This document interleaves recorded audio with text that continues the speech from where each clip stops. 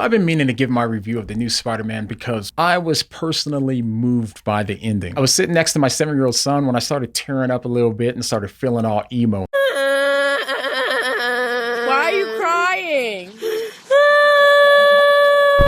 Okay, let's back up real quick to talk about why. It wasn't just because of the movie. It really hit me when I thought about how much this movie tells us about ourselves and, unexpectedly, how much this movie tells us about God.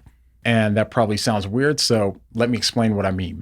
Now, before I start, full disclaimer, this video does have spoilers in it, so keep that in mind if you haven't seen it yet. But if you've already seen it or you don't care about the ending being spoiled, then go ahead and keep watching. Okay, let's start with a quick rundown of the movie.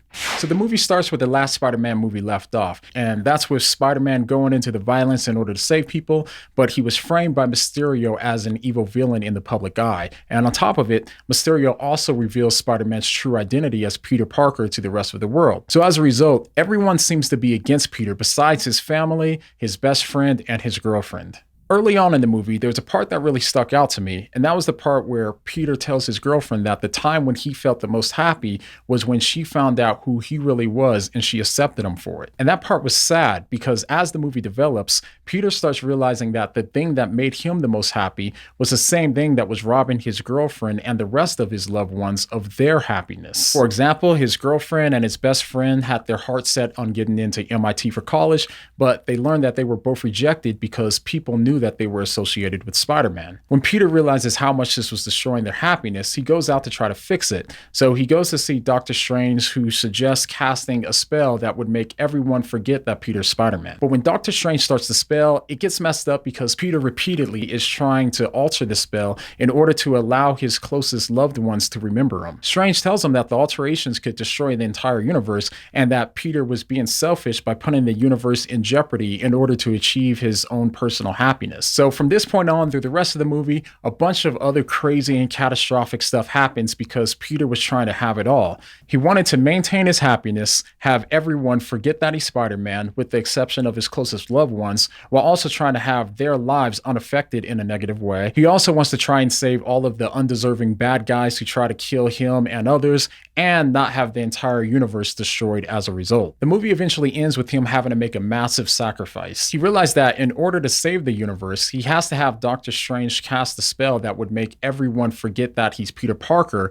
But the catch is, this would also have to include his girlfriend and everyone else who knew him as Peter Parker. This means that every relationship he had would all be completely stripped away from him since they would all lose their memories of Peter. So he ultimately decides to do it, but before he does, he promises his girlfriend that he would find her and make her remember him. So after everyone forgets who Peter is, he goes into his girlfriend's job at a coffee shop where he plans to make her remember him. And right when he's about to, he hears her talking with his best friend about getting accepted into the college that they desperately wanted to be in. It's at this point that Peter realizes that if he makes them remember, then it may mess up their lives once again. So he changes his mind and he decides not to get them to remember.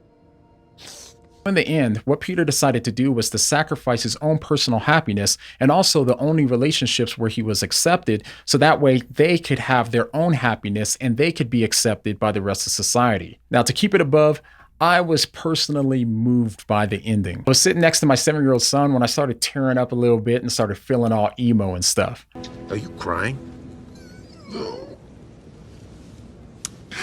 Yes.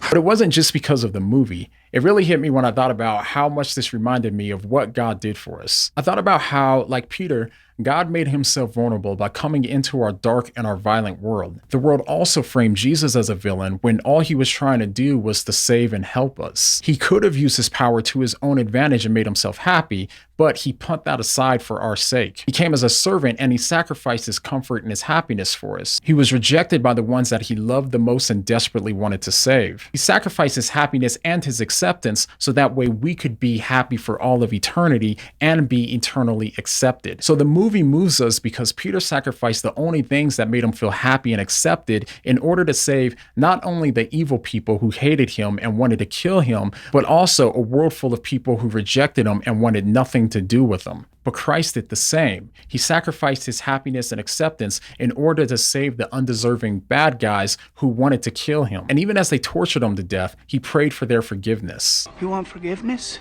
He did this in hopes that they, and the world full of people who reject him, might be saved. Overall, though, I thought that the movie was great. I found it to be creative and interesting and moving.